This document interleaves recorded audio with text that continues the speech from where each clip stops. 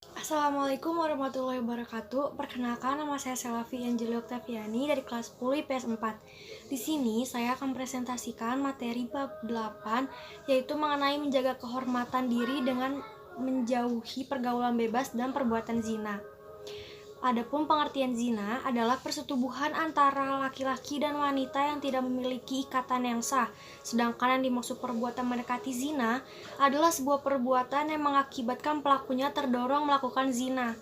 Zina adalah dosa besar yang dapat menghancurkan kehidupan pelakunya, keluarga, dan masyarakat. Oleh karena itu, Islam melarang perbuatan setan tersebut. Adapun pengertian pergaulan bebas adalah pergaulan yang tidak terkait oleh aturan dan norma agama.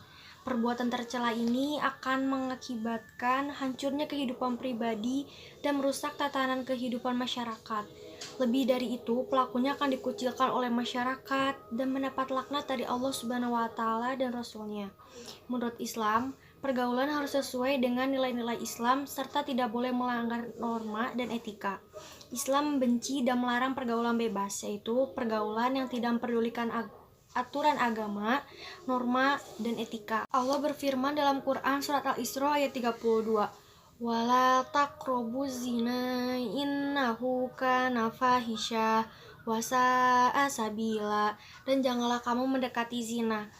Sesungguhnya zina itu perbuatan keji dan suatu jalan yang buruk. Dalam ayat tersebut, Allah melarang kita semua mendekati perbuatan zina, karena zina termasuk perbuatan keji dan jalan yang buruk. Adapun firman Allah dalam Quran surat An-Nur ayat 2, "Az-zaniyatu waz-zani fajlidu kulla wajhidin minkum mi'ata zaldah. Wala ta'khudkum bihima ra'fatun fi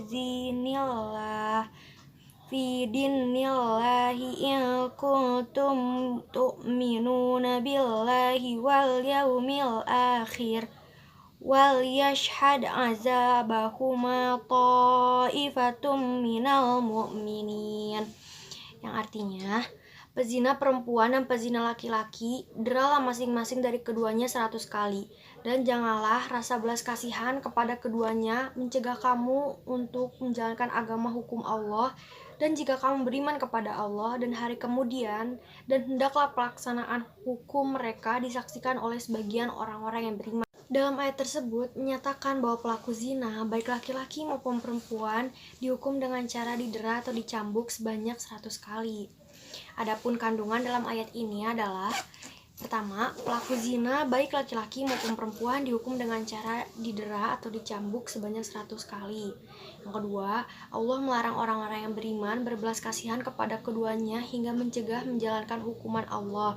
Yang ketiga, pelaksanaan hukuman bagi pelaku zina disaksikan oleh sebagian orang yang beriman.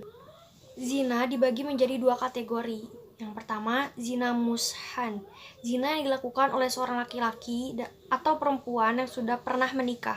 Hukuman zina mushan adalah dirajam atau dilempari batu sederhana sampai mati. Hukuman rajam ini dilakukan jika memenuhi syarat, yaitu ada 4 orang saksi. Yang kedua, zina goiro mushan. Zina yang dilakukan seorang laki-laki atau perempuan yang belum menikah atau masih perjaka atau gadis. Hukuman bagi pelakunya didera 100 kali dan diasingkan selama 1 tahun. Contoh perbuatan mendekati zina: yang pertama, melakukan pergaulan bebas, yaitu pergaulan yang tidak terikat oleh aturan norma dan agama. Yang kedua, mendekati tempat yang dapat merangsang nafsu syahwat. Yang ketiga, melihat aurat dan menghayalkannya. Yang keempat, melihat film atau tayangan media yang mengundang syahwat. Yang kelima, dan membaca bacaan yang mengandung unsur-unsur yang dapat menimbulkan nafsu birani. Adapun dampak buruk pergaulan bebas dan perbuatan zina antara lain: yang pertama, menimbulkan berbagai jenis penyakit kelamin seperti misalnya AIDS. Penyakit AIDS adalah penyakit mematikan karena menyerang kekebalan tubuh. Yang kedua, pezina akan dihukum berupa dera atau cambuk sebanyak 100 kali atau dirajam sampai mati.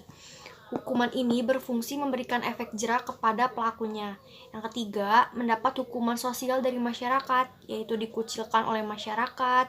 Para pezina telah merusak dan mengotori tatanan kehidupan masyarakat, sehingga masyarakat memberikan hukuman sosial kepada mereka. Yang keempat, merusak dan menguburkan hukuman nasab.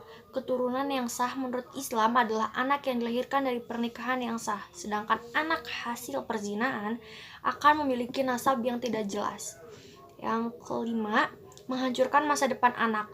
Anak lahir dari perbuatan zina akan mengalami tekanan psikologi dan menghadapi kehidupan yang sulit karena tidak memiliki identitas ayah yang jelas.